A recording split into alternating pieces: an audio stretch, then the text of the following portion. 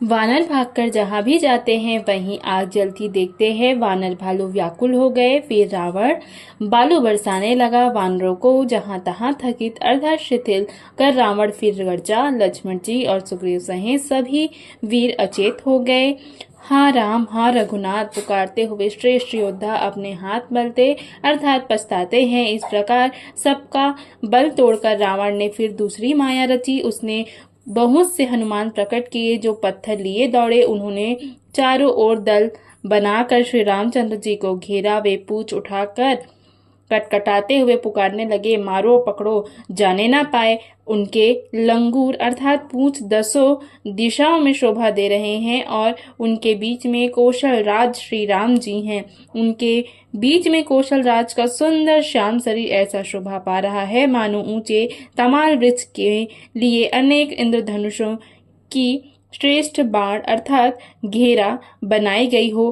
प्रभु को देखकर देवता हर्ष और विषाद युक्त हृदय से जय जय जय ऐसा बोलने लगे। तब श्री रघुवीर ने क्रोध करके एक ही बाण से निमेष मात्र में रावण की सारी माया हर ली।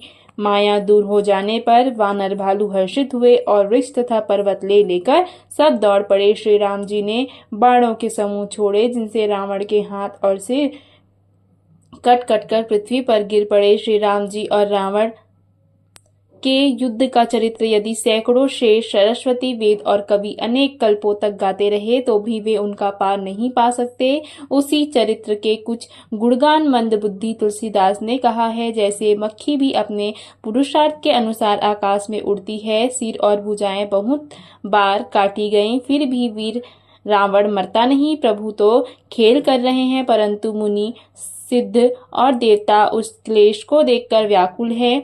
काटते ही सिरों का समूह बढ़ जाता है। जैसे प्रत्येक लाभ पर लोभ बढ़ता है, शत्रु मरता नहीं और परिश्रम बहुत हुआ। तब श्री रामचंद्र जी ने विभीषण की ओर देखा। शिव जी कहते हैं, हे उमा, जिसकी इच्छा मात्र से काल भी मर जाता है वही प्रभु सेवक की प्रीति की परीक्षा ले रहे हैं। अर्थात विभीषण जी ने कहा, हे सर्वज्ञ, हे चराचर के स्वामी, हे शरणागत, हे पालन करने वाले, हे देवताओं और मुनियों को सुख देने वाले, सुनिए इसके नाभि कुंड में अमृत का निवास है। हे नाथ, रावण उसी के बल पर जीता है। विभीषण के वचन सुनते ही कृपालु श्री रघुनाथ जी ने हर्षित होकर हाथ में विकराल बाण लिए। उस समय कई प्रकार के शकुन होने लगे। बहुत से गधे, श्यार, कुत्ते रोने लगे। जगत के दुख को सूचित करने के लिए पक्षी बोलने लगे। आकाश में जहां तहां केतु प्रकट हो गए। दशों दिशाओं में अत्यंत दाह होने लगा। बिना ही पर्व अर्थात योग के सूर्य ग्रहण होने लगा। मंदोदरी का हृदय बहुत कांपने लगा। मूर्तियां नेत्र मार्ग से जल बहाने लगी। मूर्तियां रोने लगी। आकाश से वज्रपात होने लगे। अत्यंत प्रचंड वायु बहने लगी।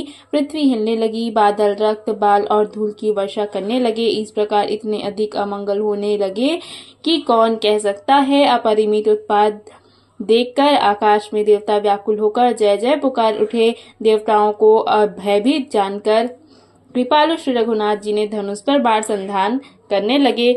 कानों तक धनुष को खींचकर श्री रघुनाथ जी ने 31 बाण छोड़े। वे श्री रामचंद्र जी के बाण ऐसे चले मानो काल सर्प हो। एक बाण ने नाभि के अमृत कुंड को सोख लिया। दूसरे 30 बाण कोड़ करके उसके सिरों और भुजाओं में लगे। बाण सिरों और भुजाओं को लेकर चले। सिरों और भुजाओं से रहित रूढ़ अर्थात धड़ पृथ्वी पर नाचने लगा। धड़ प्रचंड वेग से दौड़ता है जिससे धरती धंसने लगी। तब प्रभु ने बाण मारकर उसके 2 टुकड़े कर दिए। मरते समय रावण बड़े खोर शब्द से गरज कर बोला, राम कहाँ है, मैं ललकार कर उनको युद्ध में मारूं। रावण के गिरते ही पृथ्वी हिल गई। समुद्र, नदियां, दिशाओं के हाथी और पर्वत क्षुब्ध हो उठे। रावण धड़ के दोनों टुकड़ों को फैलाकर भालू और बानरों के समुदाय को दबाता हुआ पृथ्वी पर गिर पड़ा। रावण की भुजाओं और सिरों को मंदोदरी के सामने रखकर राम बाण वहां चले जहां जगदीश्वर श्री राम जी थे। सब बाण जाकर तरकश में प्रवेश कर गए। यह देखकर देवताओं के नगाड़े बजाए। रावण का तेज प्रभु के मुख में समा गया। यह देखकर शिव जी और ब्रह्मा जी हर्षित हुए। ब्रह्मांड भर में जय जय की ध्वनि भर गई।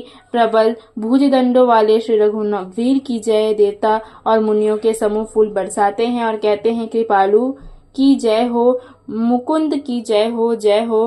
हे कृपा के कंद, हे मोक्षदाता मुकुंद, हे राग द्वेष हर्ष शोक जन्म मृत्यु आदि द्वंद्वों को हरने वाले, हे शरणागत को सुख देने वाले, हे दुष्ट दल को विदीर्ण करने वाले, हे कारणों के भी परम कारण, हे सदा करुण करने वाले, हे सदा करुणा करने वाले, हे सर्वव्यापक विभो, आपकी जय हो। देवता हर्ष में भरे हुए पुष्प बरसाते हैं। घमाघम नगाड़े बज रहे हैं। रणभूमि में श्री रामचंद्र जी के अंगों ने बहुत से कामदेव की शोभा प्राप्त की है। सिर पर जटाओं का मुकुट है, जिसके बीच बीच में अत्यंत मनोहर पुष्प शोभा दे रहे हैं। जैसे नीले पर्वत पर बिजली के समूह सहित नक्षत्र सुशोभित हो रहे हैं। श्री राम जी ने अपने भुजदंडों के बाण और धनुष फिरा रहे हैं।